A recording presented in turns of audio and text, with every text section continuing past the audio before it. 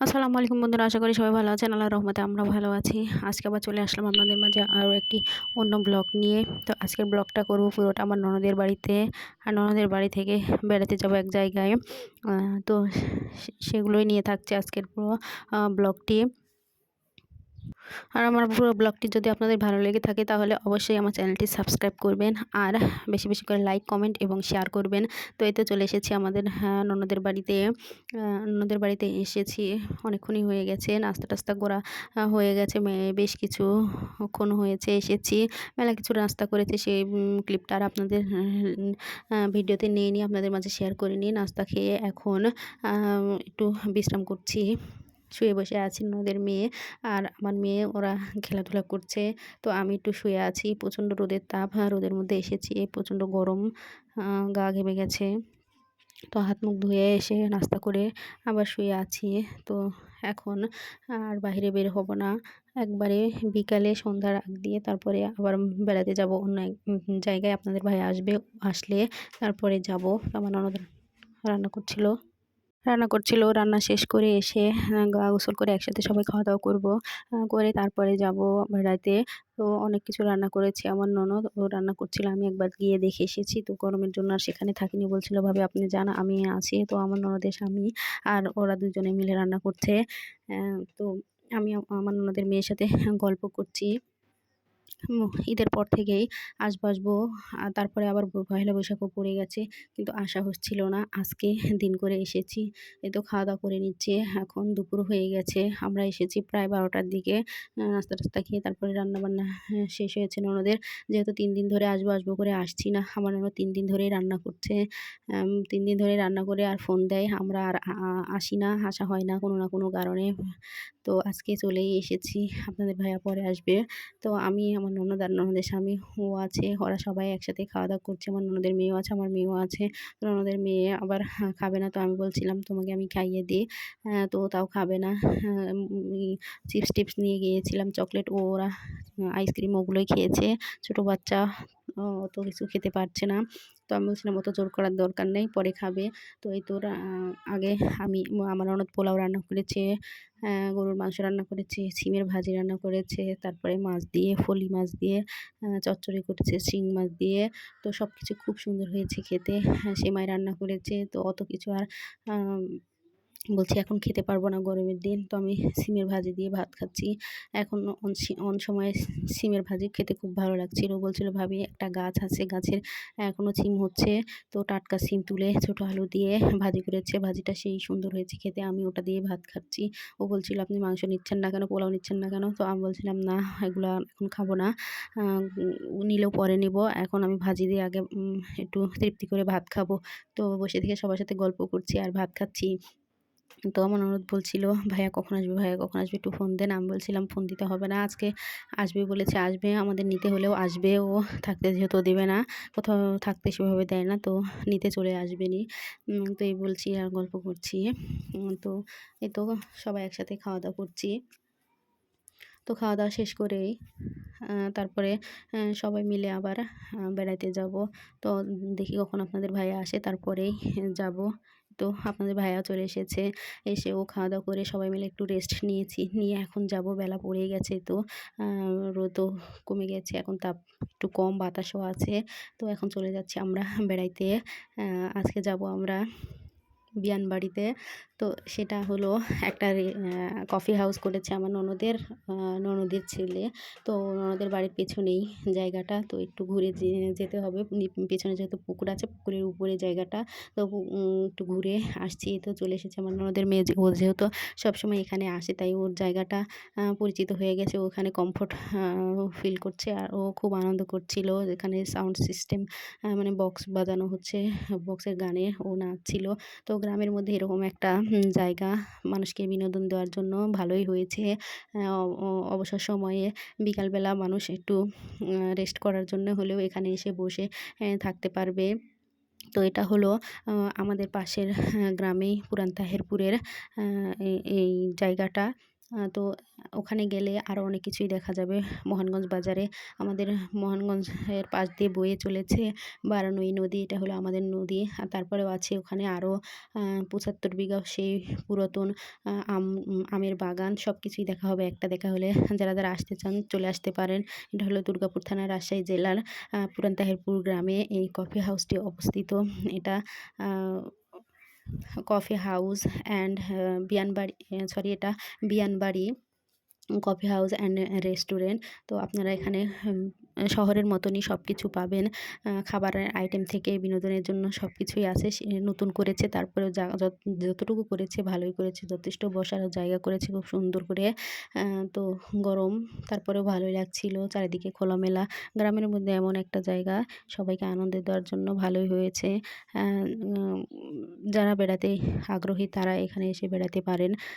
ভালোই লাগবে সবার। আমরা গ্রামের মানুষ চাইলে তো আর সবসময় শহরে যেতে পারি না। তো শহরে যাওয়ার আর দরকার নেই এখন আমাদের। গ্রামেও সেইরকম একটা জায়গা হয়েছে সুন্দর, এসে বসে থাকার মতো মনোরম জায়গা। চারিদিকে নিরিবিলি ফাঁকা, তো ভালোই লাগছিল বসে থাকতে। খাবারও আছে, অনেক রকমের আইটেম আছে যে যেরকম খায়। ফুচকা, চটপটি, ঝালমুড়ি, তারপরে গ্রিল, নান, তন্দুরি, রুটি, তারপরে চিকেন কাবাব, আম বার্গার, পিজ্জা, আম প্লেন ভাত, মাংস, তারপরেও বিরিয়ানি আছে। যে যেটা খেতে চায়, চাউমিন আছে, সবাই খেতে পারে। সমস্যা নাই, প্রাইসও রিজনেবল। তো এরকম একটা জায়গায় এরকম একটা আ উদ্যোগ নেওয়ার জন্য অনেকে সাহস লাগে। তারপরেও গ্রামের মধ্যে এমন একটা জায়গা এরকম একটা তৈরি করেছে, সেটা যে চলবে সেটাও অনেকেই ভাবেনি। তো ভালোই চলছে। উম তো রেস্টুরেন্টটা। তো বিকালবেলা অনেক মানুষ হয়। এখন যেহেতু একটু ভিড় কম, আমার ননদের স্বামী আর আপনাদের ভাই একবার এসেছিল, এসে দেখে গেছে যে ভিড় কেমন আছে। তো এসে ওরা দেখে বলছিল এখন একটু ভিড় কম আছে। তো আপনারা এখন আসলে আসতে পারেন। তার জন্যেই ওরা ফোন দিয়েছে। আমরা আবার চলে এসেছি এই সময়ে। এসে দেখছিলাম খাবার কী আছে। আ এখান থেকে বেছে, বেছে অর্ডার দিব। দিয়ে তারপরে গিয়ে বসবো। বসে খেয়ে-দেয়ে একটু রেস্ট করে সবাই বসে থেকে গল্পগুজব করে তারপরে বাসায় চলে যাব। আমার ছোট ননদ আবার আসবে ননদের বড় ননদের বাসায়।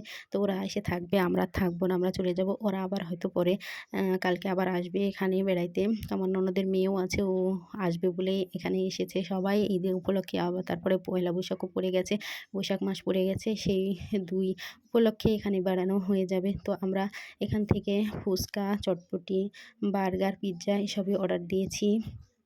দিয়ে ২ টা পানি নিয়ে ঠান্ডা নিয়ে গিয়ে বসেছি। খুব গরম যেহেতু, তো খাবো। কোক ছিল না, তার জন্যে আমরা নিয়েছি গিয়ার। সেটা একটু ঝাঁঝালো, তারপর আর কেমন একটা গন্ধ। তারপরেও একটু করে সবাই খেয়েছি। খেয়ে চলে গেছি। এখানে বিশেষ করে শীতের সময়ে স্পেশাল আছে হাঁসের মাংস এবং কালাভুনা। গরমের মধ্যেও এখনও পাওয়া যায়, যদি কেউ অর্ডার দেয় তাহলে করে দেয়। সেভাবে আর এখন তো কালাই রুটি শীতের মধ্যে বেশি ভালো লাগে, গরমের মধ্যে অতটা ভালো লাগে না। তার জন্যে এখন ওইভাবে করে না। তারপরেও কোথায় থেকে দূর দূরান্ত থেকে এখানে মানুষ আসছে শুনতে পেয়ে, জানতে পেয়ে। তো আ কেউ যদি অর্ডার দেয় তাহলে করে দেওয়া হয়। হাঁসের মাংসের কালাভুনা আর কালাই রুটি। নানও আছে সঙ্গে, চাইলে খাওয়া যায়। এই তো খাবার দিয়ে গেছে। আমার মেয়ে পিজ্জা নিয়ে বসেছে আর বার্গার, আর আমার ননদের মেয়ে নিয়ে বসেছে ফুচকা। তো আমরা যেহেতু ভরপেট খাবার খেয়ে এসেছি অনেকগুলো, সেভাবে খেতে ভালো লাগছিল না। তারপরেও একটু, একটু করে সবটা থেকেই নিয়েছি। ওরা তো আর ছোট মানুষ, অতগুলো খাবার খেয়ে শেষ করতে পারবে না। তার জন্য আমরাও একটু ওদের সাথে খেয়ে নিলাম। তো সেভাবে কিছু খাইনি আমরা। ফুচকা নিয়েছি আর চটপটি খেয়েছি। ওরা বার্গার আর পিজ্জা ওগুলো খাচ্ছে। আর ওদের সাথে আমরাও একটু করে খাচ্ছি আর গল্প করছি। আমরা মূলত আসা গল্প করতে আর জায়গাটা দেখতে। ওরা তো ছোট বাচ্চা, ওরা তো অ ওইভাবে কিছু বোঝে না। তাই ওরা খাচ্ছে আর উম এটা থেকে ওটা খাচ্ছে আর আমরা বসে থেকে গল্প করছি। তো খুব গরম, প্রচণ্ড বৈশাখ মাসের তাপমাত্রা প্রচণ্ড গরম। আ ফ্যানের ব্যবস্থা ছিল না। যদি ফ্যান থাকতো তাহলে আরও একটু ভালো লাগতো। যেহেতু নতুন করেছে, আস্তে, আস্তে আরও উন্নত করবে, আরও ভালো করবে নেক্সট টাইম। তো বসে থেকে তারপরে খোলামেলা বলে একটু হাওয়া বাতাস লাগছিল, ভালোই লাগছিল। তো আমরা বসে থেকে গল্প করছি আর বাচ্চারা সবাই খাচ্ছে। খাওয়া-দাওয়া শেষ করে তারপরে আবার চলে যাব বাসায়। ননদেরা যেহেতু আসবে আবার আমরা বাড়িতে চলে যাব। এই তো ওরা খাচ্ছে, আমরাও সঙ্গে একটু, একটু করে খাচ্ছি। ওরা তো আর অতগুলো খাবার খেয়ে শেষ করতে পারবে না। দামগুলো রিজনেবল মধ্যে আছে। এখানে কিছুটা ওরা নিজেরা তৈরি করে, আবার কিছুটা বাহিরে থেকেও আনায় রাজশাহী থেকে।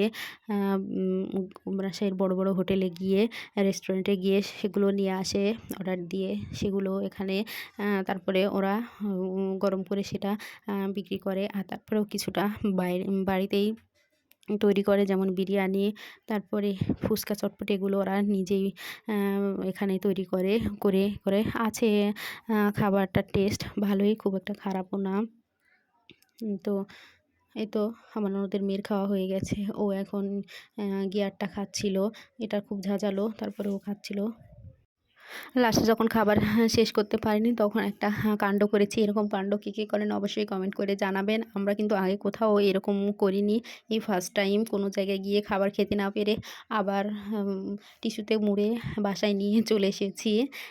তো কোনোখানে গেলেও আমরা এই কাজটা করি না। যেহেতু এটা বাড়ির পাশেই, কাছাকাছি, তার জন্যেই এটা করেছি আমাদের নিজেদের লোকেরই। অন্য জায়গায় হলে হয়তো রেখে চলে আসতাম। তো অপচয় করার দরকার নেই। আর আমাদেরও খেতে ভালো লাগছিল না, কারণ খাবার খেয়ে উঠে আমরা খুব জোর 10 মিনিট দেরি করেছি, তারপরেই চলে গেছি। এ তো এত কিছু সব খেতে পারবো না। তো আমার ননদের স্বামী ও বলছিল, "আরও কিছু খাবো নাকি? ভাবি ঝালমুড়ি নিয়ে আসি।" আমি বলছিলাম, "এখন আর খেতে পারবো না।" তারপরে ও অর্ডার দিয়ে যাচ্ছে, দিয়ে যাচ্ছে। তো আবার চটপটি দিয়ে গেছে।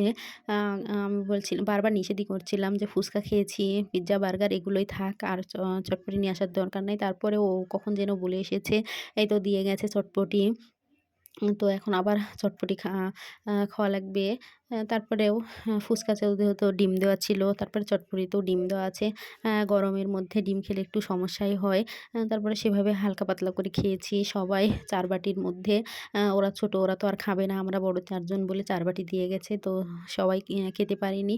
১ বাটি থেকেই সবাই ভাগাভাগি করে খেয়েছি। আর ১ বাটি আমার ননদের ভাসুরের একটা ছেলে আছে, ওকে দিয়েছি, ও খেয়েছে। আর তারপরে ২ বাটি ছিল, সেটা একটা রেখেই দিয়ে চলে এসেছে। আর ১ বাটি আমরা তুলে নিয়েছি। একটা বোতলে, যে গিয়ারের বোতল, সেটা ফাঁকা করে ওটাতে আমি সব তুলে নিয়েছি। যেহেতু আমার ননদের মেয়ে আরেকটা আছে, ও আসবে। তো ওরা কখন আ আ এসে কালকে আসবে। তো আজকে আমরা এসেছি এখানে, শুনলে হয়তো একটু মন খারাপ হবে। তার জন্যেই ওর জন্য নিয়ে যাচ্ছি। বাসায় গিয়েও ও হয়তো খাবে। ওর আব্বা-আম্মা রোজা রেখেছে, নফল রোজা। রোজার শেষে আবার নফল রোজা রেখেছে। তো ওর জন্যে নিয়ে যাচ্ছি, ওরা খাবে বলে। তো বন্ধুরা, আজকের মতো ভিডিও এখানে শেষ করছি। যদি ভিডিও ভালো লাগে থাকে অবশ্যই লাইক, কমেন্ট, শেয়ার করবেন। আল্লাহ হাফেজ।